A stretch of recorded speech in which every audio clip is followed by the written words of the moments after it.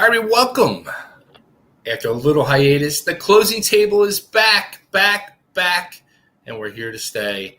And we have Cousin It down below hanging out with us. Welcome to the show. Another month we're here, and we have a good friend returning, Mr. David Tomlin from Goosehead Insurance. But as always, the king of the ship, the captain of the ship, and he's not a pirate. He's the man, myth, the legend, Dan Pizzi of NextHome Brandywine. He's here to guide the show and keep us up to date with not only what's going on in NextHome Brandywine, but the real estate world. And obviously this month we're talking insurance. It's a hot topic. Everybody wants to talk about insurance sometime when it's too late. That's why we bring Dave Tomlin on here to talk about it up front, like Dave does on a regular basis, to give you real information. I say this every transaction. I'm here to give you real information so you can make an educated decision in your transaction. It's your transaction. You need to hire realtors with substance. We've been talking about this all week. We do the podcast. We do some fun stuff. Bay, like me, as a mermaid on our Facebook page. It got a lot of play, right? But right, so they hated a lot of people. I forgot all about that. People hated that, right? But we got like over 200 and some views. We're not here to wait. Did people really hate yours? They hated it. I got some. My niece hated it. I liked it. I don't get it's. Listen, substance. We have substance. Like I said, I trained by Dave Stinson, 67 years in the business. I associate with guys like Dave Tomlin, true professionals that know their craft. We're here to help you in your transaction. Sometimes people hire people off TikTok and nonsense stuff they see, and they don't have any substance in what they're doing. And right now, you can get fleeced if you don't have knowledge of this current marketplace and what's going on. And that's why I wanted to bring Dave on. You know, constantly people ask about insurance and roofs and all aspects of the insurance industry as it relates to real estate. And then, of course, if you bundle and save, you know, maybe you get introduced to somebody like Dave and you put a better solution all together for your insurance needs. You need to know before you buy, in a lot of instances, what you're up against. It's buyer beware. As much as there's protectionisms out there for the buyer, right now people are waiving a lot of things, and the more information you have up front, the better. And we're serious business people at NextHome Brandywine. Everybody I deal with is vetted and a true professional in their craft. How many people came to me and said, you know, David over there at Goosehead gave me a lot of information. In fact, Dave gave me information from my mother and said it was probably best for her to stay where she was at than move over to him. This is what I'm telling you. You're getting real information from a professional who knows the craft and is not a clown. Like, we got a lot of clowns out there, right? So, and we do. We just have a lot of people that run by the seat of their pants with no substance. And people listen to this replay. We wanted to bring Dave on and just kind of I brought him on a few times, but it's very relevant as to what's going on right now. And Dave always gives us some great insights on what's happening in the insurance industry. So I'll start off with a softball question here, Dave.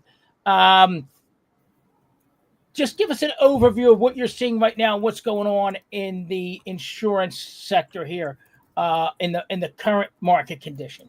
Yeah, so I've been doing insurance for 25 years, and I will say this is the toughest market I've ever seen. And last year, a lot of the companies were like, "Oh, we're gonna turn the corner. Like we think we've got this figured out." And then, you know, world politics come into play, and all of a sudden, you don't know what decisions to make. How do you plan when things change from day to day?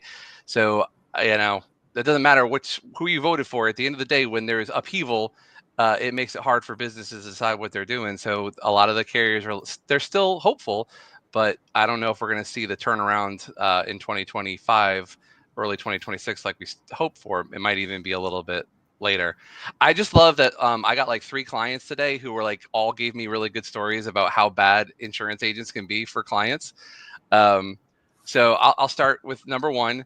Somebody said, "Hey, my friend recommended this guy for condo, but my realtor recommended you. Can you take a look at my condo policy?" And they gave him $50 per square foot for rebuild. So I don't know what That ain't contractor they're going to hire, but and they're like, well, your price is double, and I'm like, yes, because I'm actually going to rebuild your condo if God forbid something happens to it. But they may go off somewhere else, and I can lead the horse to water, but I can't make him drink, right?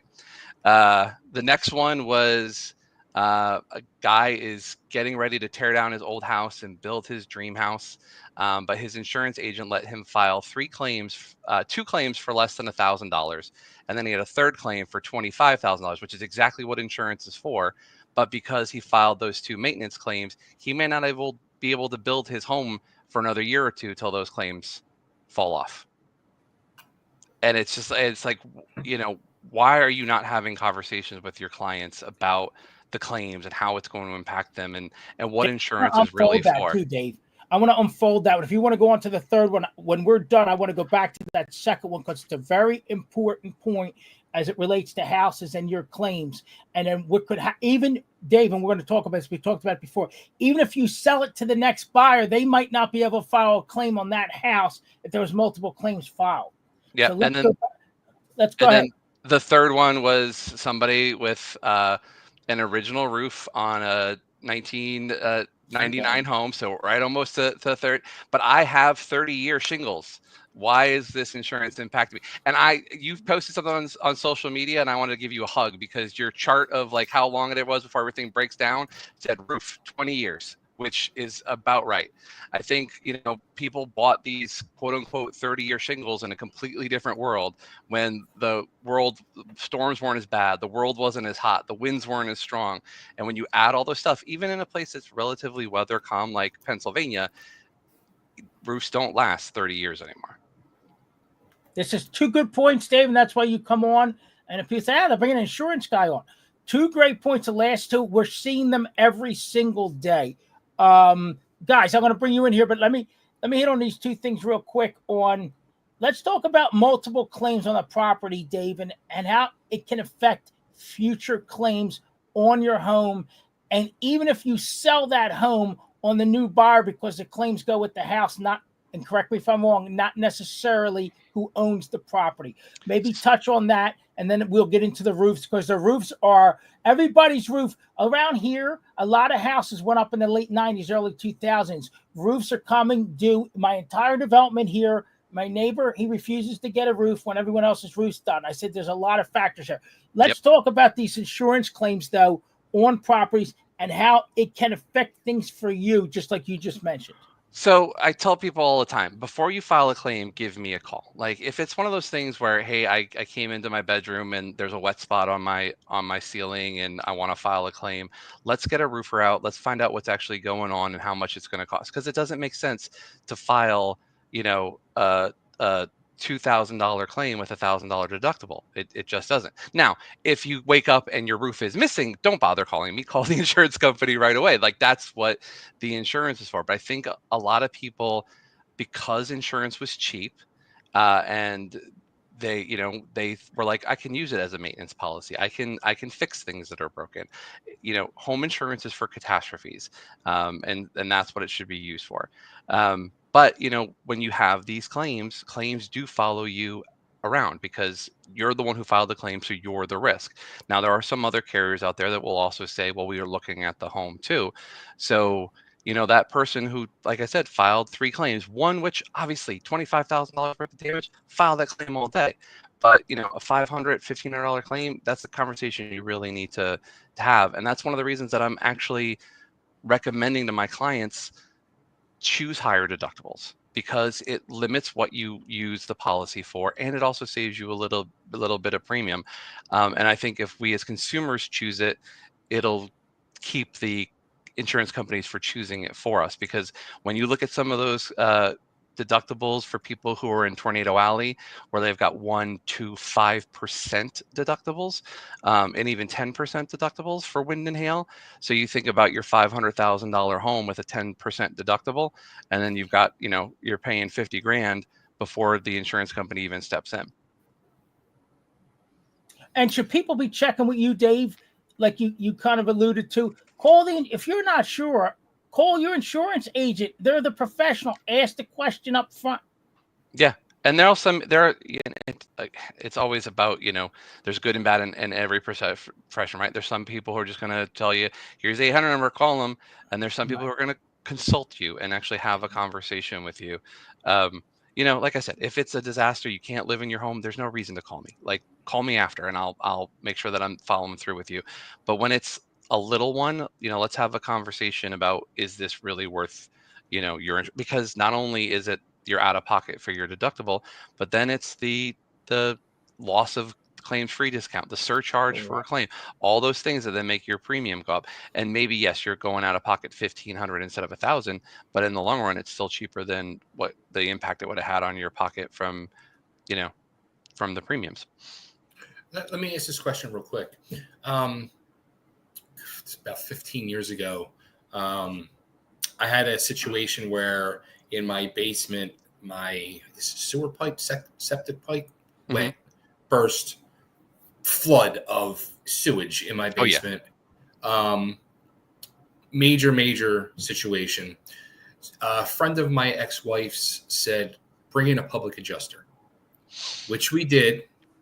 And the public adjuster the way he put it in, he put in 2 claims, which in turn, our insurance company at the time paid the money.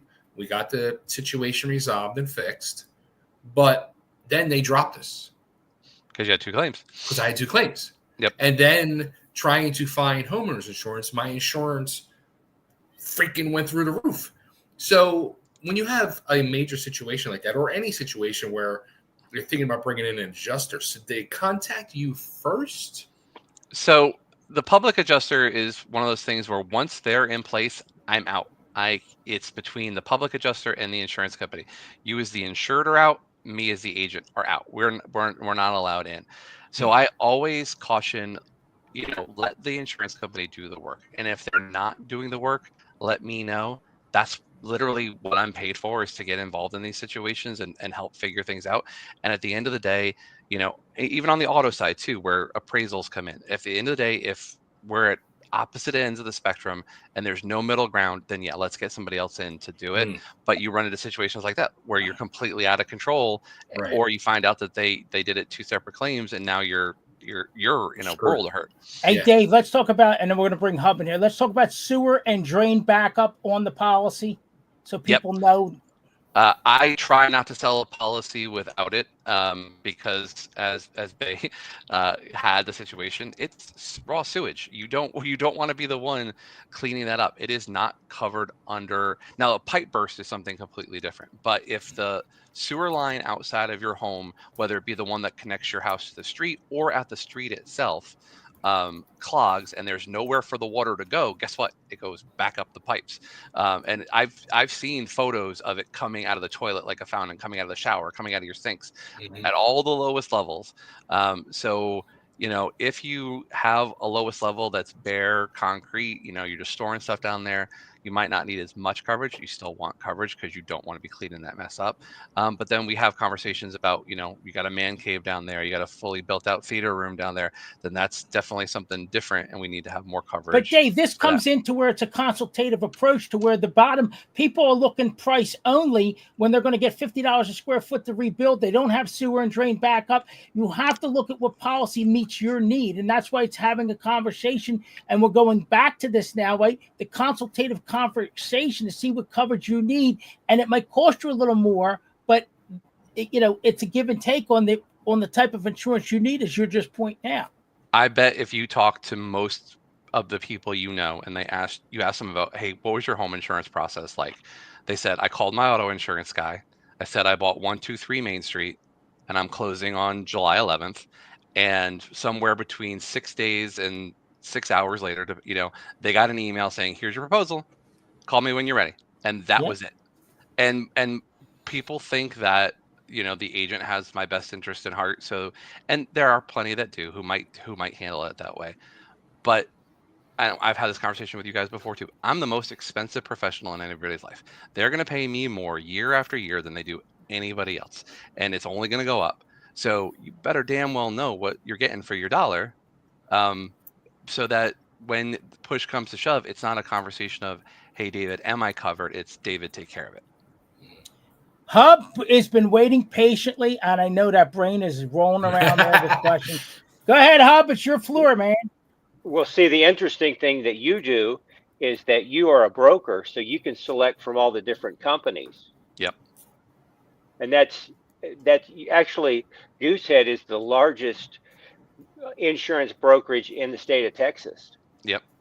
Our when I first started with Goosehead, our CEO said, I want to be the number one provider of personal lines insurance in my lifetime. And he retired or stepped down from the CEO position, and he called our new CEO and said, I need to change it. And they were like, oh, he's finally backing down. He's finally chickening out. And he's like, no. We need to be $100 billion company by 2035. So they've thrown down the gauntlet that in 10 years, we are going to be the biggest provider of insurance in the United States. Now, granted, we're going to be providing other, we're not selling our own product, we're selling everybody else's products. But when you look at it, he wants to take the throne from State Farm, and State Farm has held that throne forever. So I that's why I love coming to work every day, because I know we've got what do they call it? A hairy, audacious goal ahead of us, and they're going to do everything in their power to make it work. And you're based in Pennsylvania, is that right? Correct. Yep. Pennsylvania, and I do New Jersey and Delaware as well. But because of our relationships, I can get clients insurance anywhere. He got Bay. Like I did for Bay, like I did for Bay in Tennessee. But Goosehead is based in Texas, isn't it? Correct. So that's where home office is, and then any Goosehead agent you deal with anywhere else is a franchisee of the mothership. So is the home office in Houston, or is it in Dallas? Fort Worth area. Okay. And NextHome is based in Houston area. We're Pleasanton. No, we're California. We're Pleasanton. Oh, really? But when you go to your seminars, don't you usually go to Houston? Well, it depends. Our conference is back in Dallas. Next year it was in Houston 2 years ago. They like to go to warm states that are close to California, so they don't have to travel too far. Yep. Las Vegas, Arizona, Texas. I'll be out there to see you in March. Yeah, that's us. Awesome. They even did it regionally, and all of them were well below the Mason-Dixon line. I hate it. I'm so mad about it. It's ridiculous because we have to go. And can't you put it in Chicago or something, like at least relatively close for us? No, they put it in Florida 1 year to appease us, and the rest of the time it's in Las Vegas, it's in Arizona. I enjoyed Houston. It's in Houston. It's in Dallas. California, when I was an Allstate agent, we went every other year to Vegas, and I do not like Vegas. Like, I'm done with slot machines by the time I walk to the baggage claim. So going every other year was just a nightmare. I mean, good food and stuff. You just have to find the path that doesn't take you through the casinos, and then you're okay. Yeah, but also it's sort of like a long plane flight too from the East Coast. For us, it's 4 to 5 hours to get out there to Vegas. Yeah, I think so. But if you go to Texas, it's only a few hours. 3. So that's 3 hours. Yeah, it's a lot easier. It's this. It's that whole. We got to keep the salesmen entertained, so we're gonna take them to Sin City, and yes. I'm so far beyond that. Like, I want to be with my wife and kids, so just get me home as fast as I can. So, Bay, I'm the opposite. I'm going to talk about, I love Las Vegas, but I don't go for all that stuff. I go for the other stuff.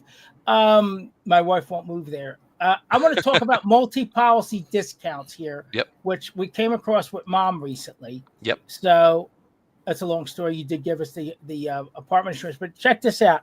So Mom's been with Erie for 30 years, and she has her multi-policy discounts. So she's moving, and she's going into a senior apartment, and she needed renter's insurance. So she had called her insurance agent, and the agent gave her a price, and I got a price from Dave on the insurance, and Dave had a better price on the insurance. I trust Dave, so I got the policy through Dave. The insurance agent never told Mom that if you take that small renter's policy, which was less than $100 a year, off of your policy, it's going to raise up everything else because your multi-policy discount is going to go away. This is what I'm talking about. The agent has the obligation. You would have said, hey, listen, and if you go away from this, then you're going to lose X perks against your policy because you have multi-policy discount, and that's how it's set up. Yep. Again, it comes back to the consultative approach and getting real accurate information from your insurance agent. It's supposed to be a partner. Like you said, Dave, you're paying a lot of money to that insurance company over the years. They're supposed to be a partner of yours.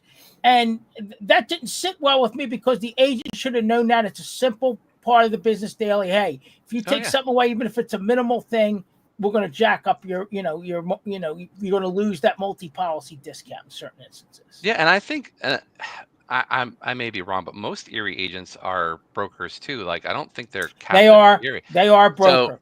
So I mean, like, when I was Allstate, I lived and died by the bundle, like, because I knew my price was only good if you got the bundle, and that was the best way for me, and that was the customer's stickier, they stay longer because for most people it's the more it's you have, right, Dave? Yeah.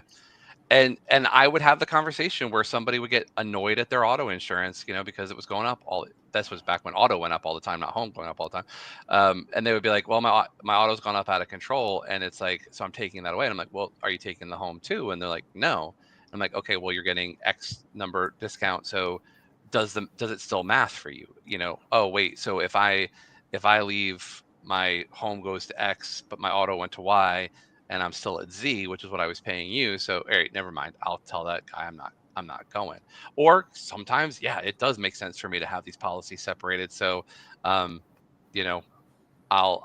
take the auto and I'll leave the home with you, and I'll deal with the consequences of the premium increase when it happens.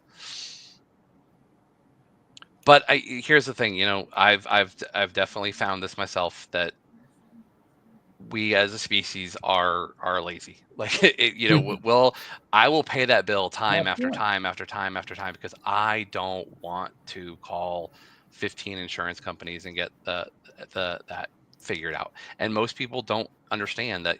Find a broker. I have 50 carriers between home, auto, and flood. I'll shop the market for you.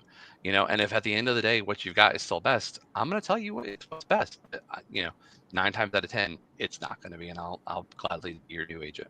And then, Dave, okay. Real quick, not every insurance company wants every type of policy, right? People fall in different buckets. So if you're going to State Farm, who might not want your type of policy, or where you fit, demographic, age, all that, but going to a broker, you might be able to pinpoint it and say this carrier might be a better fit than this carrier. Yep. I think the biggest thing that everybody runs into, and I'm sure you went through this, is when young men start to drive, and my son's just starting to drive. How much that's going to impact you. And there are some carriers who do not want young drivers because it's not a matter of if they're going to have an accident, but when they're going to have the accident. And there are other carriers who understand that and are willing to take on that risk because they know they'll build a relationship with you. And then hopefully when Junior wants to go off on his own, Junior keeps his policy with you. And that's the way it used to be. When pricing models were a lot less sophisticated, that's the way it used to be. It was, I want mom and dad so that I can get Junior and Janie. And then hopefully Junior and Janie will have kids of their own and I'll keep them. And you would hear, I'm using my grandparents' agent because my parents use that agent. You don't see that very often anymore. Hub, what do you got there? Well, we see that with a lot of things because of technology. Now that you can do that, you can shop the market easier. And there's lots of things like that where people are not adapting to the modern world the way that is, that we really have to do that. I think that, and I don't know if it's on purpose or just how complicated insurance can be. I don't really think buying your insurance online really puts you in that much better of a spot because most people think with their wallets and not with the consequences of their actions. Yeah, but how are they going to know if they're not learned like you? Exactly. And all the different details that are important for insurance. Exactly. And I think a lot of people probably go online and, there's all sorts of aggregators out there and they're going to tell you, oh, we're going to shop the market for you and give the best. No, they're not. They're going to sell your information to 30 or 40 insurance agents and your phone's going to ring 100 times a day for the next 30 days while people try to sell you insurance. Whereas, talk to people, find out who's actually taking care of you.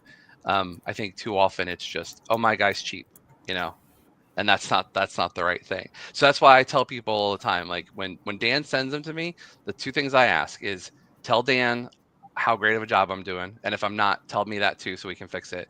And 2, tell everybody you know about me, because I guarantee you all the stuff that you learned from me today, your mother, your brother, your sister, your neighbor, your coworker. They don't know this either, and I can get them in a better spot. Yeah. Well, it's really like that with anything too, is you really need to find that one right person that knows how to, that already know that's their business and they know all the ins and outs of whatever it is you're trying to do. Yeah. I try not to do anything without a human referral, because people can buy bots and fill up their Google reviews, and it's David was the best insurance agent, signed David's mom, like that kind of stuff. Well, they and Dan know this, that I just got a new car to me. It's new to me, but I have a mechanic who works on a lot of previously owned cars all the time. Yep. And so I actually paid him to go with me and buy a car. There you go. Because he knows how to pick them out. Yep. Yeah. And he knows all the different models. I don't know them. So, and it really paid off, like, hugely. Yeah. So it's all about finding somebody who has knowledge that it's a huge amount of knowledge about whatever it is you're trying to do, because the world is a lot more complex than it is. To that point, Hub, how do we separate ourselves from the competition if we're not doing TikTok stuff that draw on especially the younger people's attention, Dave, because we're based on substance, factual information, consultative approach. For us, very competitive fields, like a lot of fields today, very, very competitive. We're up against a lot of competition. We feel like we bring value because we bring real information, a consultative approach. And my wife sometimes says to me, sometimes I think you don't want to sell houses the way you talk to people, because you talk yourself out of deals. And I'll tell the story later, but long story short, my wife's friend, who we've known, was in our wedding. I've known her for 30 plus years, was going to buy a house. And Dave, let's touch on this while we're on the subject. It was, and you reached out to me on it, actually. So we looked at the house. It was right down the street. It's under contract. So I always check and see, because I knew the area. I woke up 3 o'clock in the morning and I thought, I think that house might be in a flood zone or close to the flood zone. So the next morning I got on, I looked it up, and it said it's within 250 feet of the flood zone. So what's that mean? It means it's not necessarily in the flood zone, but it's so close to a flood zone that the lender might require flood insurance, and they have to get flood certs on every property. And on this particular property, if she went ahead, some people are waiving appraisals.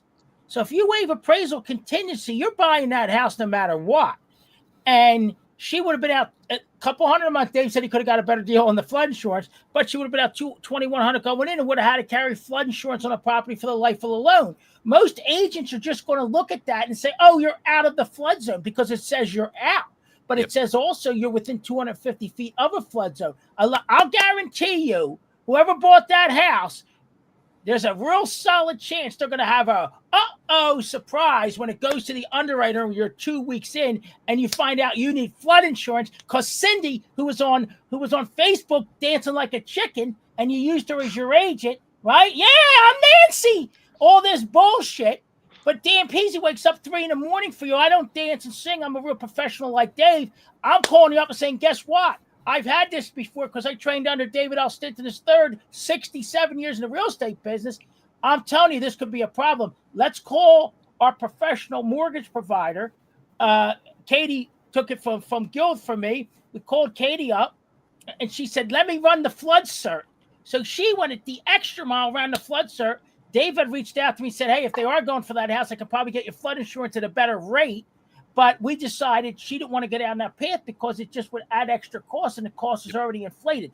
This is the difference when you have a consultative approach. But Dave, again, like you said, when you deal with people, tell your friends, tell your family that I'm bringing you a professional product here, and I'm giving you information that's going to educate you about, the business that you're working in. I mean, and it aggravates me that more people don't come to us, people like me and you, and we're not retired already, because we're really trying to look out for the consumer and give you real information to help you make that educated decision in your transaction. And that customer could have came to you and said, I don't care. I love this house. I'm going to do it. Right. And like I had a loan officer reach out to me and said, hey, my client's going, same kind of thing. He's in love with his house. And I said, I hope he's $11,000 extra in love with this house because that's the cheapest flood policy I can find.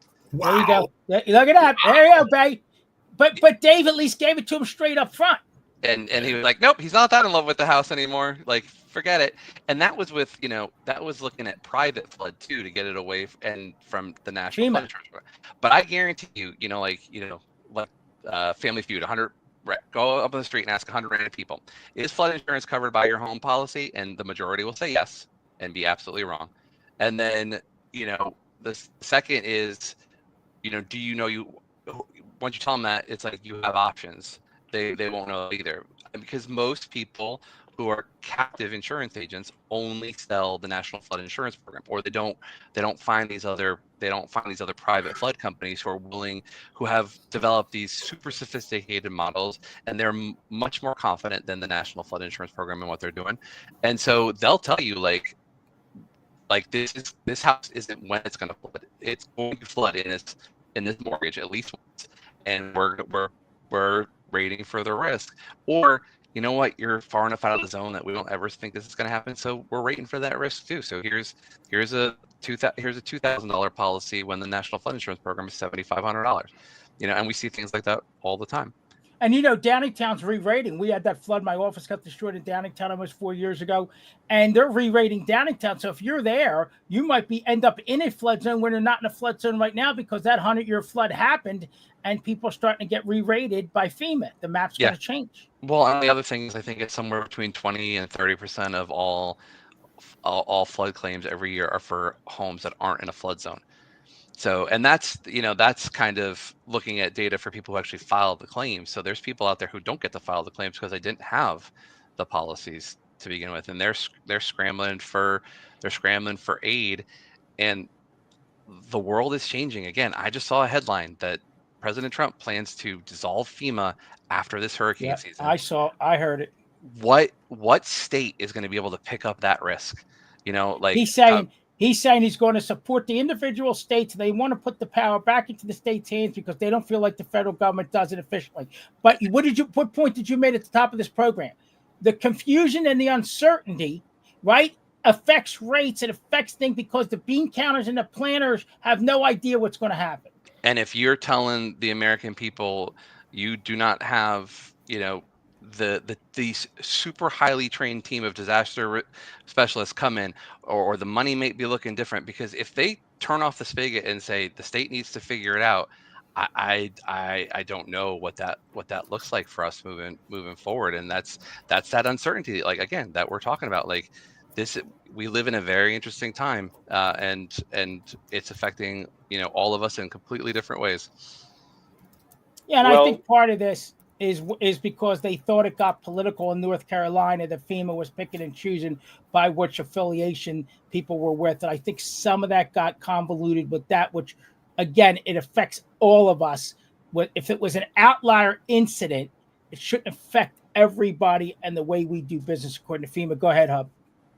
Well, the inefficiencies of the states are a problem too, and that's a whole nother ball of wax.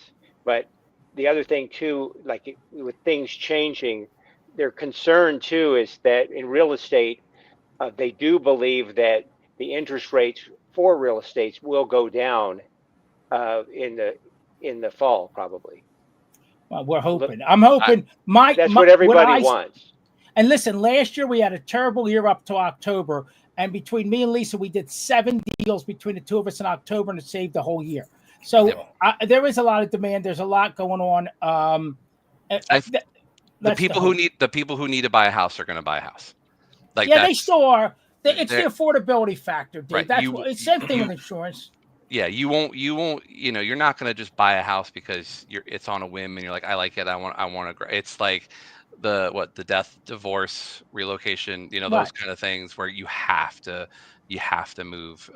That'll always And we got be a lot there. of seniors moving. A lot of seniors want to move. My in-laws are going into an over 55 transition care facility. My mother's moving. A lot of the seniors that are pushing 80 in that age bracket, they're ready to go. And some of them have a hard time making a decision where to go. But you have a lot of people in that sector looking to go. Hey, Bay, you want to chime in here?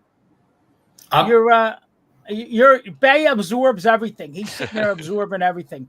I'm waiting for something good to spark in my head to ask an important question. Bay is still water runs deep. Yeah. Yes. We're running into these scenarios. Let's talk about the roofs. Let's touch on it one more time. I got one coming up that the roof is 23 years. So we're pushing it. We're right on the cusp. And a lot of these insurance companies, Dave, let's talk about and this is what I understand. We talked about this before. I used to tell them to call the insurance company in advance to make sure they can get insurance on older roofs. From what I understand is they're letting them settle, most companies, and then 30 to 60 days after settlement, they'll come out, do a flyby, do a drive-by, and rate the roof. So actually, a lot of carriers are buying satellite footage of homes and actually doing a pre-bind inspection where they'll basically go, nope, you got trees overhanging your house. I can see granular loss from the satellite. Forget it. We're not interested. Or they'll give it a roof score. Yeah. Or they'll give it a roof score and they'll say, all right, we need to take a better look at this. So let's stop there for 1 second. Yeah. So in that, let's walk it through as it relates to real estate. Yep. They do that pre-sale. Oh, yeah. If there are some they want insurance, right? So correct me here. If they do that pre-sale and they won't insure it, we're potentially losing the deal because you can't get homeowners insurance, and that's a condition for the mortgage company to lend on the property. Am I wrong? Oh no, I'm doing it all the time where it's, look, they understand the roof is toast. They get that. They're going to replace it. They just can't do that because they don't own the home yet. Or, so it's like then they've got to, all right, well, get a contract. Well, how do I get a contract? I don't have the home yet because I don't have insurance. And so it's negotiating these things. There are some carriers where it's 15 years, forget it. 20 years, forget it. 25 years, I don't know anybody that will really go 25 years without saying. What about a letter, Dave? What about this, which is kind of hokey? Some mortgage lenders, if they see that the roof is aged because it's on the disclosure or it was disclosed to them, are saying, give us a letter from a contractor saying that we should do this, coming back a little bit, 2-year cert on the roof saying that they feel that the roof is good for another 2 years. That's good for the lender, but not so much the insurance provider, correct? Yeah, and I tell people all the time, your home inspection is not an insurance inspection. The insurance people are looking at something because your home inspection is how much more life can I get out of it? The insurance company is like, how long before this bites us in the ass? And so like if it's close, we're not going to take the risk. Our whole industry is get away from risk. So and I tell realtors, when you're walking up to do, hey, this client wants me to sell their house, just be honest with them about the roof. Either replace it or price it accordingly or whatever you need to do. I don't care that you bought it 22 years ago and somebody told you it's a 30-year roof. You need to replace that roof. It'll make it easier to sell. Can they settle, Dave? Dave, can they settle without replacing it? So if the whole thing, because I've had things where it's like, hey, we'll pay to get it replaced. Here's the guy who's going to replace it. It'll get replaced by X. And as long as you have a contract with a deposit paid and an estimated completion date, most underwriters will go, absolutely, yeah, we'll let you put it as a new roof and you'll get the good insurance price and all of that. It's those conversations. It's just the fact of were they covered or were they not covered. We just had one in Glenmore, and I told them they didn't have any money. It was a situation where the guy had to go into a facility, and the roof was completely shot. It was 30 years old, and they had no money to put a new roof. I go, we need to address this now up front so everybody knows what the scenarios could be and how it could affect the sale. Because when agents go in, a lot of agents have the dollar bill glasses on, but you have to address these things up front. It's part of the transaction. A good professional agent in any business does their due diligence, and they have substance, and they put effort into what they're doing. They're not half-assing it, as us Italian people would say. It's just true, right, Bay? Yeah, absolutely. Let me ask this question to Dave. it sounds like, and correct me if I'm wrong, but it sounds like with all these new gadgets and modern technology and, everything that you're able to do now, it almost sounds like insurance companies are a lot quicker and probably even shooting down many deals because they now have this knowledge at their hands that they didn't have years before. Oh yeah, there are plenty of there's so much data out there about you, your home. There's aggregators of permits, so they know all the permits that have ever been pulled on your house. So if you're not reporting claims, they might see, well, why do you have all these people in there? Or hey, you forgot to mention all these additions that you put on your house, and you're underinsured, and your roof is toast. But it's also on the other side. When bad things happen, they're faster to respond too. They've got drones up in the neighborhood. They're buying satellite data post the hurricane to go, hey, let's find out which one of our clients' houses are gone. So if they can't get to us, we can get to them. It works on both sides of it with speed. And it's all about, if we're paying out claims that we should have never paid out, we can't, we're not going to be here to pay out the claims that we need to be paying out. Right. But yeah, Well, there are plenty of adjusters now who are basically, I'm sure, looking at drone photos and satellite photos and photos from body shops just because it's faster than me driving to every body shop in Paducah, Kentucky to write estimates. If every body shop can email me photos and or we get on a Zoom call and we bring the camera to the car and we talk it over that way, because it's speed to get the customers taken care of. well, you're speaking of roofs. That's one thing that, I mean, it's really hard. At least I know from here where I live, it's very common to have a new roof put in, and it's not done very well the way they put it in. Yeah, It doesn't. that's the thing we run into too, where we've got these, Johnny next door got his roof put on. So we're going to send some guys throughout the neighborhood door knocking and telling you all about why your roof is bad. And we're going to disappear with your money in 72 hours. And we're going to replace all these shoddy roofs. And now you're stuck because we don't, the insurance companies don't owe you for poor workmanship. Yeah, I mean, it's got to be a huge. I mean, it's got to be a huge scam. A lot of that.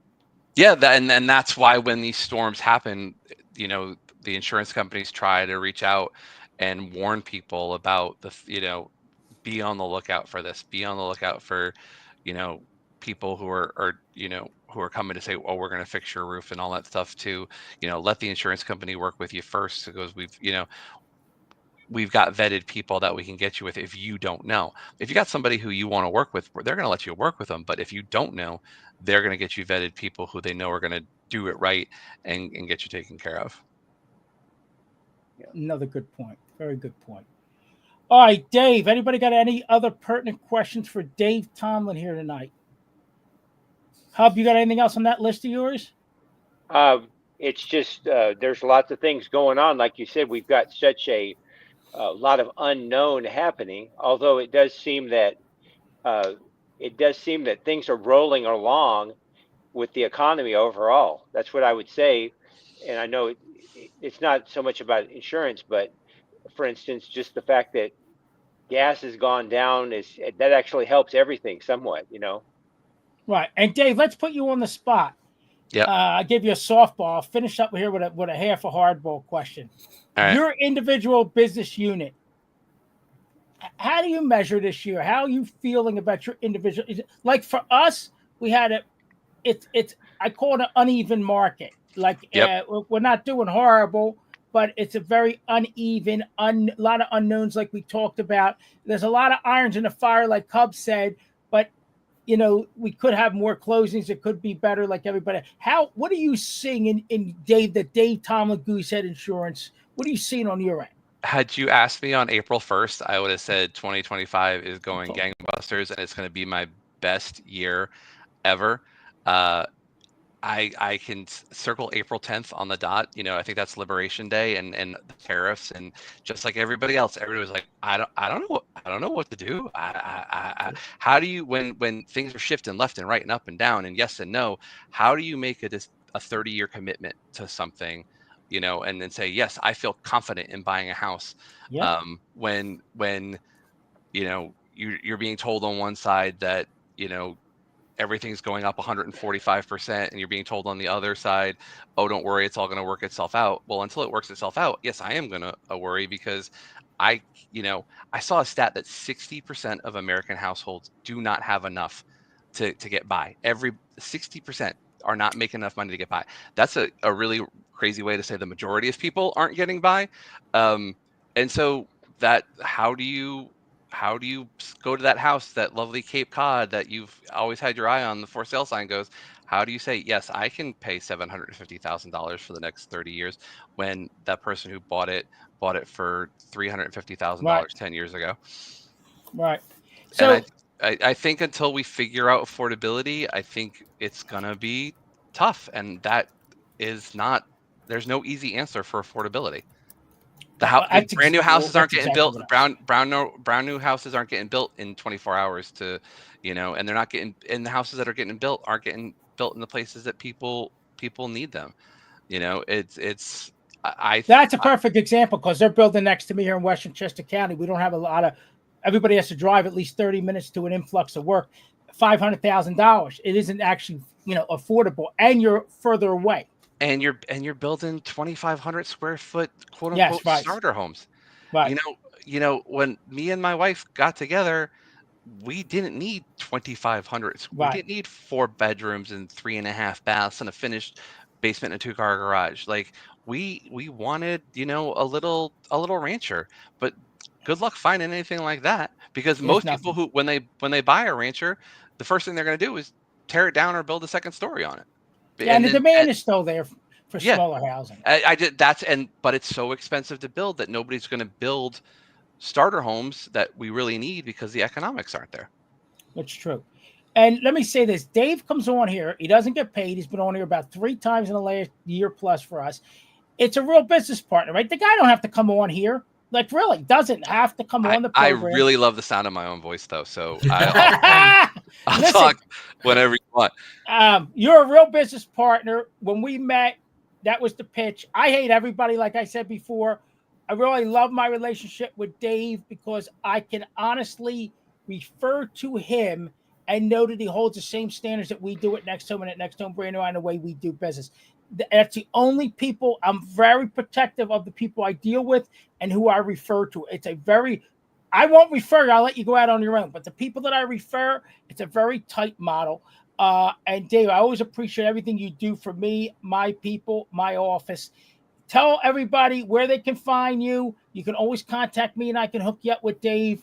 But give them the specifics. Again, I thank you for coming on. I thank you for your time. You don't have to do it, and it is appreciated and recognized. No, I appreciate it, because I know that when I get clients from you, like, your word is golden, and I'm not going to get much pushback.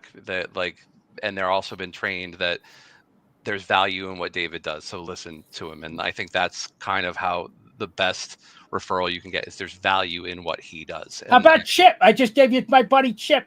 Yep. He didn't save a lot, but he wanted to go with you because he felt that long term he was going to get more value out of you as an agent. Yep, absolutely. So it's really easy. There's my name right there. Just Google me. I'm the only David Tomlin selling insurance. And 610-871-4778. That's my cell. It rings right to me. I answer it day or night, much to the chagrin of my family. But everybody knows when daddy talks, money talks. So yeah, that's how we are. Yeah, let daddy work. And like I said, I really appreciate you having me on. I love talking about this stuff. I love informing people about it, because if I didn't, there's a lot easier ways to make money than this. So I really appreciate you guys having me on.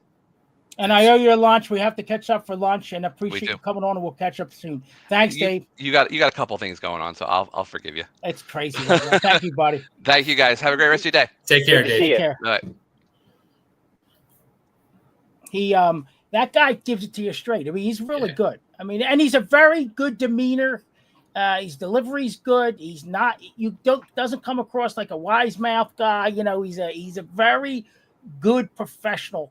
I love to see him. Like me, it's hard to get work. There's so much competition. You can go online and buy insurance online, and they make money just selling off your data to 30 different insurance companies. Yep.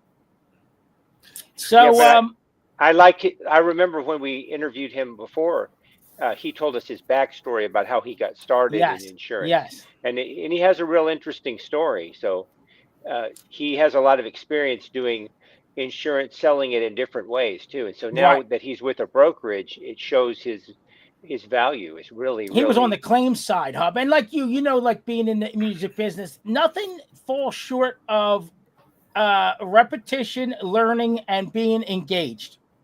And he is. And he picks up the phone like I do. You have to want to do it. You have to be engaged. What I hate is the people that aren't engaged are getting a lot of business because it's that type of society where we're watching somebody on TikTok and then we're calling them up to sell the home. That's $500,000 and they have no clue. I'm telling you, my wife's friend could have bought that house and been stuck with that flood insurance. I just passed that house tonight and I'm thinking, I want to know if that buyer knows that place is with the insurance company. Most mortgage companies are going to call for flood insurance on the property. It was $200 a month additional at $210, and it was $2,100 more on the way in. So $2,400 a year for 30 years. If I do my math right, it's $72,000 plus the $74,000 more on a $320,000 house. It's a 25% bump because you need to carry flood insurance. You have to pay attention. Yeah, it's her and her gentleman Fred. We're getting older now, 50s, he's 60. It's one of those things to where they just wanted, like Dave was saying at the end, they just want a small property to hang their hat. They don't have their lifestyle. It's just the two of them. They don't need certain things. But the affordability factor in that $300,000 to $400,000 range, we're getting turned down. Coachville is mostly urban community. Prices used to be kept down over there. Right now, I just bid on one last week for Lisa. She was down the shore, 20,000 over. They laughed at me. It went for 40 over. Whoa! Think about these numbers. We went up to 10th and Oak, and I bid. How much did we bid over? It was like 13 or 14 over, and we didn't get that. It went for 25 over. And these numbers, hell. Houses were going for more over during COVID than they are now. Right. But here's the problem, Hub. They're so inflated. They're inflated more now than they were over COVID. So COVID said they were 320. Now they're 360, and somebody's been 390. Yeah. And what houses? Go ahead. Well, they say houses are like you just said. They are inflated, and then we're going to get hopefully in the fall, a lower interest rate. That's the main thing. I hope so. Wait, let's end on this. What did Dave just say, which I agree with 100%? Most people, and I talk to people, all kinds of different backgrounds. I'm not pigeonholed. I got Afghanis, African Americans, I got Spanish people, everybody from different worlds. Most people underwater, they can't afford their monthly bills right now. So you're not going to pick, that's just the less fortunate people. It's not true. There's people that are making money that the cost of living went up by 20, 30%. And it's same with me. Everybody is cash strapped right now because the cost of living has went up. And then you're going to bid 25% over ask on a house. It's a recipe for disaster. And it'll affect our markets. And Dave hit on it a couple times. The uncertainty, the confusion, and the pure lack of cash is affecting the market. The only thing I can tell people here as we head out of here is we're going to give you real information. I'm not cashing a lot of checks right now, but I'm educating people like Dave Tomlin is. And when the time is right for you, we hope you stick with us if you're with us. And if you're not, you call agents like us who have experience and are learned, our favorite word, Hub, in our field, so we can help at least make you make the best educated decision. If you love the house, I'm just going to tell you all the information, not just the good stuff. Well, because you've got all the inside knowledge and you've been doing it for so long, and you were Hub, as a musician, all those little things you learn over time, techniques, little things to enhance your talent. It takes time. You don't learn that overnight. Yeah, and you also learn it from various different people. Every time you talk to somebody, you're learning something because you're putting yourself in that environment all the time. But you do, Hub. Not everybody does because you absorb information. And what I tell these agents is it's cumulative learning. You do it. Other people don't. And that's the difference in some people.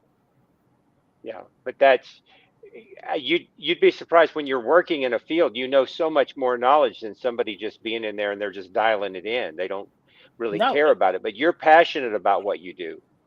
and I do, and we try to bring energy, and everybody says that. But like my father said, if you have to go out to work, you might as well put the most effort out, make as much money as you can, because you got to be out there anyway.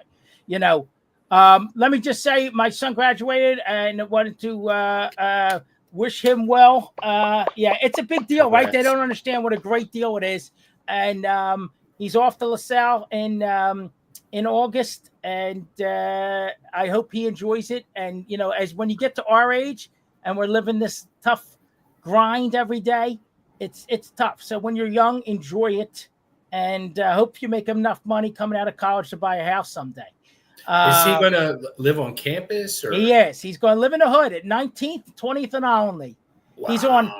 He's in Newman Hall. He's got his roommate. He's a pitcher on the baseball team. The baseball team's back this year, so he's roommating. His roommate is a pitcher, and he's in just, this is cool. Real quick, we'll get out of here. I got a hard stop here. They have living learning communities. So he's in the esports gaming community. So they have a whole base, like, what the hell is that? So they have a whole section of the dorm around gamers, and they have their own gaming hall with all kinds of different gaming systems, big screen TVs, right? This is at college. I'm paying for this, $55,000 to go LaSalle. So so that's part of their living learning community. And his roommates, so he's in Newman Hall, he's on the first floor. So this is how my wife thinks real quick, which she's much smarter than me. I said he got his room assignment. He's on the first floor on the 100 level. My wife says, oh, good, we don't have to carry that shit up the steps when we move him up. And I thought, man, I said, I didn't even think of that. We don't have to use the elevator. Blessing. When all those fools jamming on the elevator, all we got to do is carry the stuff up a couple steps right into the first floor. Used to be an orphanage. I got to ask a question to Dan, because you're losing your partner in crime now. I know it's tough. Listen, it's tough, and I'm beating them up pretty good, getting them ready to go in. But we do. My buddy Mike Gallahan's kid's a year ahead of Danny, and it happened to him, and they were very close. And so he gives me the lay of the land. But you know what? I'm excited. Even the kids I coach and stuff like that. I'm always like, Hub, we're always saying, like, I'm excited for them to move on and to enjoy that next phase, because, you know, he battles, you know, with some different things. And I said, you need to enjoy this, man. You got the ladies down there. You got the education. You're going to have the gaming community. You know, the neighborhood's a little rough. You're still got some good stuff down there in the city to go do and see. You know, he's in a great program. The school, they are doing so well. They had to open up 2 shuttered dorms that have been shuttered for a decade. They're reopen them because they have so much demand this year at LaSalle. So it's exciting to see the Big Five and some of the kids staying local. They're not going away. They're staying local for various reasons. So it'll be exciting. Hopefully it works out for them. I'll be at I got season tickets to the basketball program, so we'll be at all the games and enjoying that. I'll get to see him down there at that. So yeah, he's going to be like the bird flying away on his own soon here. I hope we wound him up enough between me and the wife to put him out there. But you know, you go through this grind of work and all. You got to do. We just had a really nice graduation, and they did a nice ceremony for the college signing day, and we had a nice party for him this past weekend. My chef at the Mike Gerace's place, Chef Nadine, cooked all the food. We had a wonderful display of food, so it all worked out really well. It was nice. I appreciate you guys. Bay, get us out of here. We'll see you next month. Thank you. All right, everybody. Appreciate you, Thanks again to David Tomlin, Goosehead Insurance. Google him. He's the only David Tomlin selling insurance. He will take care of you the honest way, the right way, the professional way. Check him out. Also, speaking of honest and professional, Dan the Man Pizzi, NextHome Brandywine. Google him, or just go on the Facebook page, go on the Instagram page, go on the website, nexthomebrandywine.com, and shoot him a message, and he will take care of all your real estate needs. And the man below, the wits of the show, Hub Ridgell. Hub, thank you always for everything you do. Thank you, Hub. And until next month, see you. Good night, everybody.